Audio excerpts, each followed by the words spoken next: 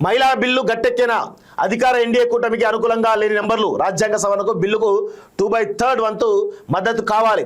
So ఎన్నో ఏళ్ళ ఎదురుచూపుల అనంతరం పార్లమెంట్ గడప తొక్కినటువంటి అగ్రకుల మహిళా బిల్లుకు, ఇది నేను ఎవరేమని అనుకోండి, బీసీలకు సంబంధించినటువంటి విషయంలో ఆ బిల్లును తీసుకురాకుండా కేవలం అగ్రవర్ణాల కోసం తీసుకొస్తుంటే అది అగ్రవర్ణ మహిళా బిల్లు అంట తప్ప మహిళా బిల్లు నార్మల్ మహిళా బిల్లు అన్నకి లేదు. సో ఇక్కడ గుర్తుపెట్టుకోండి, ఎన్నో ఏళ్ళ ఎదురుచూపుల అనంతరం పార్లమెంట్ గడప తొక్కినటువంటి అగ్రవర్ణ మహిళా బిల్లుకు ఆమోదంపై సర్వత్రా సందేహాలు వ్యక్తమవుతున్నాయి. లోక్సభలో బిల్లును ప్రవేశపెట్టేందుకు ఓటింగ్ కోరిన సభ్యులు ఇక దాన్ని ఆమోదించేందుకు అంతా సునాయాసంగా అంగీకరిస్తారా అన్న అనుమానాలు వస్తున్నాయి. బిల్లును సొంతంగా గట్టెక్కించేందుకు బీజేపీ నేతృత్వంలోని ఎన్డీఏ కూటమికి సొంతంగా సభ్యుల బలం లేకపోవడమే ఇందుకు కారణంగా కనిపిస్తున్నది.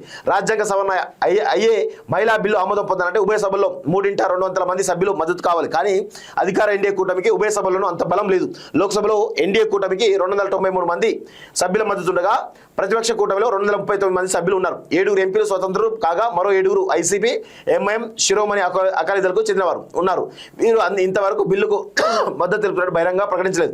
లోక్సభలో రాజ్యాంగ సవరణ బిల్లుతో పాటు మహిళా బిల్లు ఆమోదం పొందాలంటే 360 మంది ఎంపీల మద్దతు కావాలి. లేదా సమాజ్వాదీ, తృణమూల్ కాంగ్రెస్ లేదా డిఎంకే వంటి ఏవైనా 2 విపక్ష పార్టీలు ఓటింగ్లో పాల్గొనకుండా గైర్హాజరు కావాలి.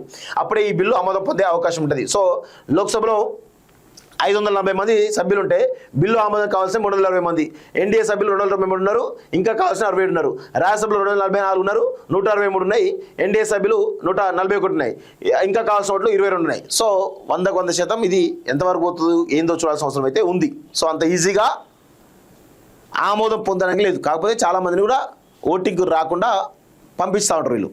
సో దాని ద్వారా లబ్ధి పొందాలంటూ ఒక ప్రయత్నం.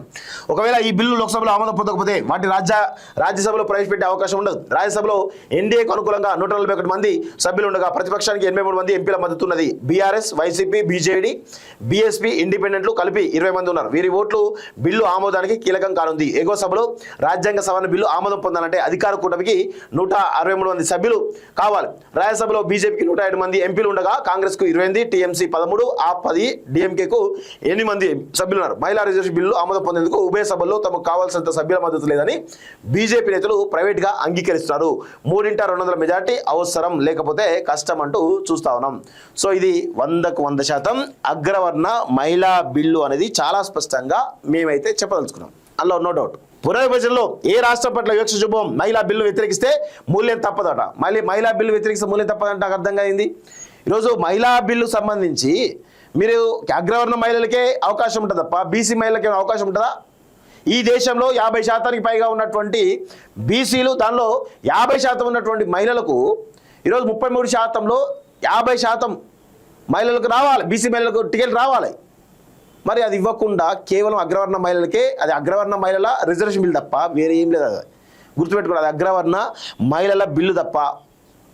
ఈరోజు బీసీలకు సంబంధించిన వాళ్ళు ఒక్కరు కూడా ఎంపిక అయ్యే పరిస్థితి లేదు. ఇది పెద్ద కుట్ర జరుగుతూ ఉంది, భారీ కుట్ర జరుగుతుంది. మహిళా రిజర్వేషన్ తోటి భారీ కుట్ర జరుగుతూ ఉంది. ఇది గమనించండి అందరూ కూడా. ప్రజాస్వామ్యంపై బీజేపీ బహిరంగ దాడి అంటూ ప్రియాంక చెప్తుంది. నారీని నారాగా మార్చేసిన బీజేపీ, అధికార బీజేపీ నారీని నారాగా మార్చేసిందని అఖిలేష్ యాదవ్ గురువారం విమర్శించారు.